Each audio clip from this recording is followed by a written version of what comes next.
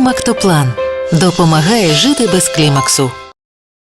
Канцлер Німеччини Олаф Шольц бачить можливості у запланованому на наступний місяць саміті щодо України. І каже, навіть якщо там поки що не буде обговорюватися основне питання миру, а питання, які також є його частиною, це було би великим кроком. І з цього можна було би розвивати щось далі. Шольц також висловив сподівання, що арабські країни – Індія, Південна Африка, Бразилія та Китай – також візьмуть участь у цьому саміті. І каже, я дуже хочу, щоб країни з Аравійського півострова, Індії, Південної Африки, Бразилії і, якщо це можливо, Китаю, також були би там. Я нагадаю, що в МЗС Швейцарії заявили, що на цьому етапі Росію не запрошували на глобальний саміт миру.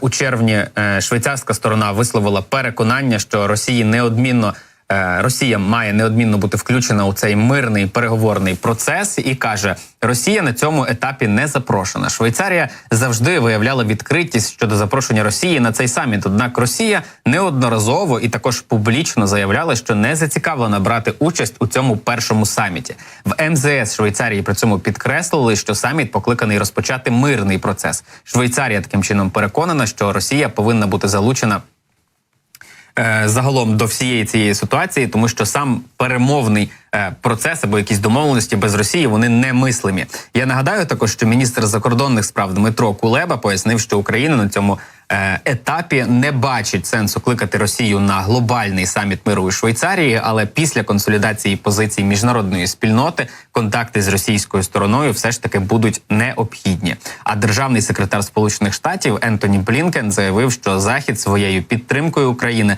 надсилає повідомлення Владимиру Путіну, аби він зрозумів, що для завершення війни з його боку необхідне щире бажання вести мирні переговори відповідно до основних принципів міжнародного права. На цей момент саміт, я нагадаю, має відбутися всередині червня. На цей момент росіяни не демонстрували готовності йти на перемовні якісь процеси або брати участь у цьому саміті, зокрема, тому що на Росії заявили, що запрошення на саміт не отримували, але навіть якби вони його отримали, вони би все одно не приїхали. Ну і Китай сказав, що без Росії на цьому саміті участі у ньому також не візьме, бо не бачить сенсу говорити про мир в Україні, або, як каже Китай, про врегулювання кризи української, без участі у цьому дійстві росіян. Тому перепрошую.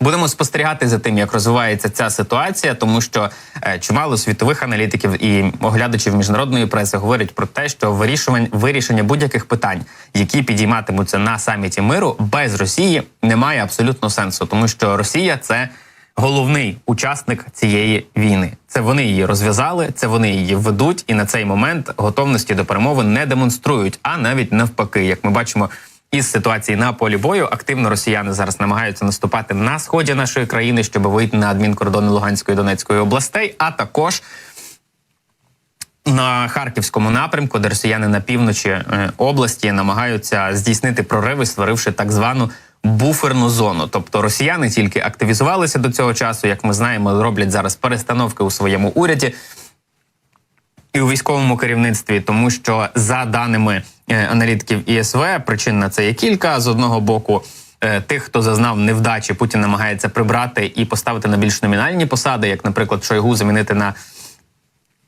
Білоуса. Хоча це, до речі, дуже дивний крок, тому що Шойгу заміняє Патрушева, а посада голови Радбезу Російської Федерації, вона номінально вища, ніж міністр оборони. І чимало російських, насамперед, оглядачів пишуть про те, що ця заміна, вона, а не звільнення, як мало би бути, пов'язано із тим, що Шойгу забагато знає, і Путін все ж таки хоче тримати його в полі своєї досяжності, в полі контролю, і тому призначив його туди. Куди піде Патрушев, ще до кінця невідомо, але аналітики ЄСВ також і говорять про те, що ці всі перестановки, вони теоретично можуть свідчити про те, що Путін готується до більш затяжної війни в Україні і до майбутнього потенційного протистояння Росії і Північно-Атлантичного альянсу. І паралельно з цим має відбутися, точніше, саміт миру в червні у Швейцарії.